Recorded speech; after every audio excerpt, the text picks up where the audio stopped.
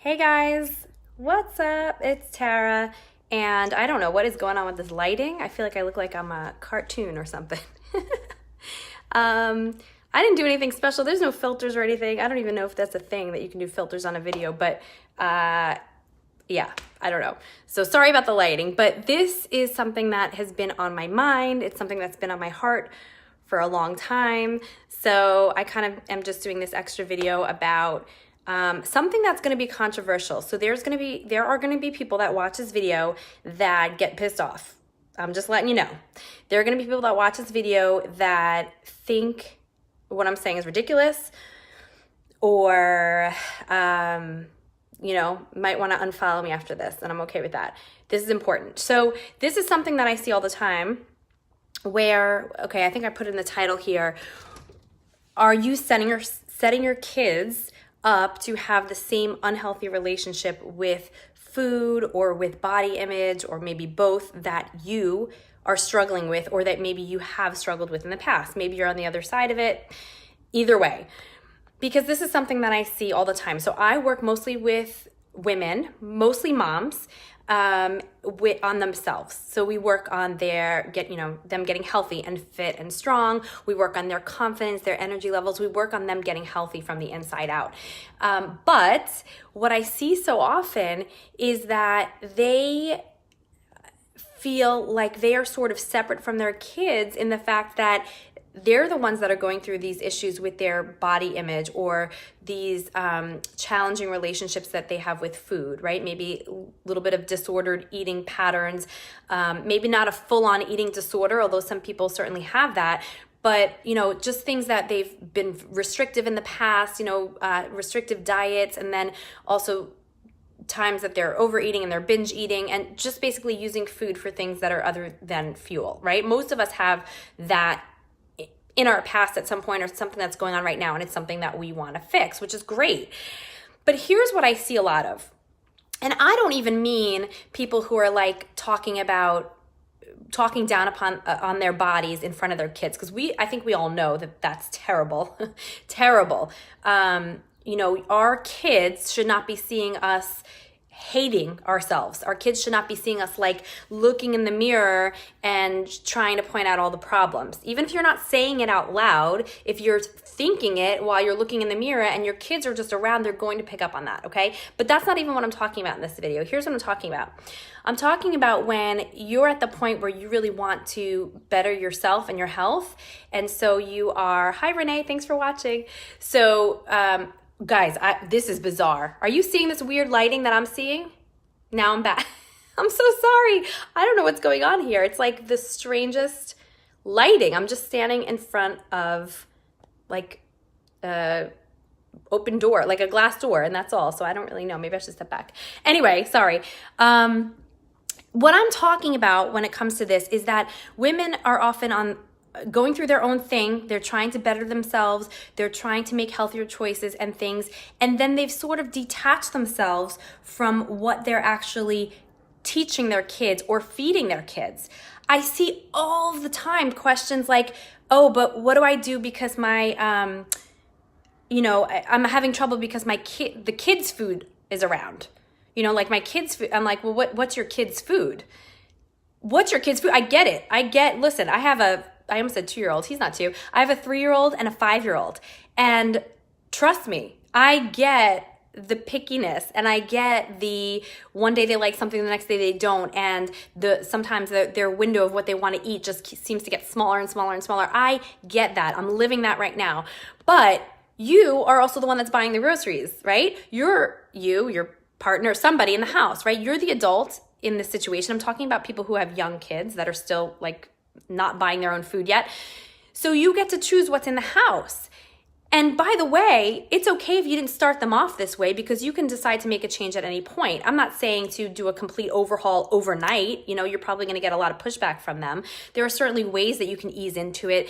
Depending on your kid's age, you can certainly involve them more or in the process, depending on their age. But kids at every single age can be partially involved, right? So even my 3-year-old can like pick out pictures of recipes that he wants me to make. I'll be like, hey buddy, here's a pen and a paper. I've printed out my meal plan and, with different recipes or whatever. I want you to circle, what do you think that you might want to try? And then they can go food shopping, or they can pick something. They can pick a new fruit each week or a new vegetable, right? There's always things that you can do to get them involved. But going back to my point, sorry if this is a little ranty, but going back to my point, if you have kids' food that's unhealthy stuff, and then your food, what are you teaching them? What are you setting them up for, right?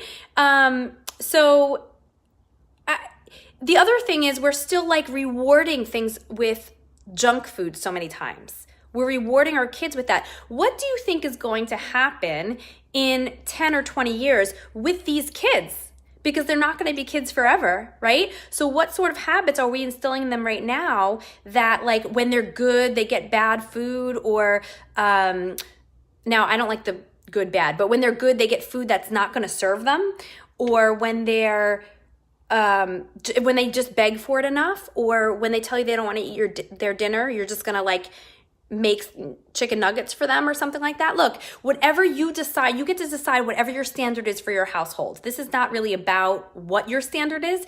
This is about just making sure that you guys are on the same page. Whatever is good for you and your health, and as you're healing your own relationship with food and your own relationship with your body, that should be what you want for your kids too, right? So when you think about all the things that maybe could have gone differently so that you would be in a different place right now, you get to make that happen for your kids. So you get to be the one that helps them create a healthy relationship with their food. And you get to be the one that helps them create a healthy relationship with their body. First of all, you lead by example, so they don't see you picking apart yourself, okay? And then also with your food too, right? So if they have, the kids' food is all this junk, and then the adult food is this health because I'm on a diet all the time or whatever, I just want you to think forward. What is that setting them up for when they become adults? What type of relationship do you want them to have with food and with their body? Should they get junk? Do their bodies not deserve the best of the best quality food that you can afford, that you believe is important to you? Again, for whatever standards you have in your household, but whatever you hold yourself to, whatever problems that you see that you have for yourself.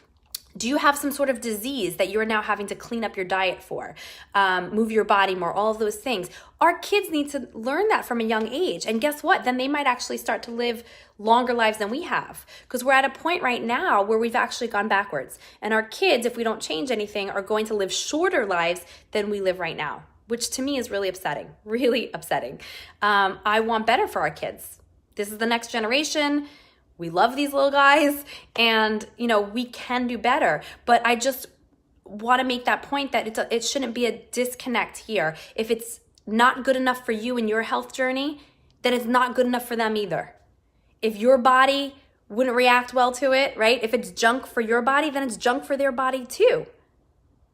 So our kids deserve at least the same standard that we have for ourselves in our health journey. And that's it. I'm not normally so ranty. I'm sorry. My hair is like wet. I'm like a hot mess here. I'm like, this lighting is bizarre. I don't know. I just had to come in here and talk about this because it's something I see all the time. I see it in my work that I do, but I also just see it like out in the real world when I'm talking to other moms, and hearing that it's just like this double standard. And I feel like the double standard needs to go. We need to care so much about ourselves, and we need to care so much about our kids. It's not like one or the other, right? So yes, they might have something that they like more than you. Let me tell you how this plays out in my house. My kids, they're growing, right? They're growing so much, and their bodies are slightly different. Their nutrient needs are a little bit different. So they might need like more carbs than I need, for example, percentage-wise, right? Maybe not like overall amount, but percentage-wise, they probably need more carbs than I do. So they get that. But I get to still make the same thing, and then maybe I just have a smaller portion of whatever the carbs are, and they have a larger portion. There are ways that you can tailor things, because I'm not saying that everyone needs to eat exactly the same way, but what I am saying is, if it's like, I'm gonna make myself a salad, but my kids are gonna get junk, no, no, what is that teaching them? All right. If you guys have any opinions or tips or tricks or anything that you want to say or weigh in the comments, I would love to hear it. Let's start a discussion.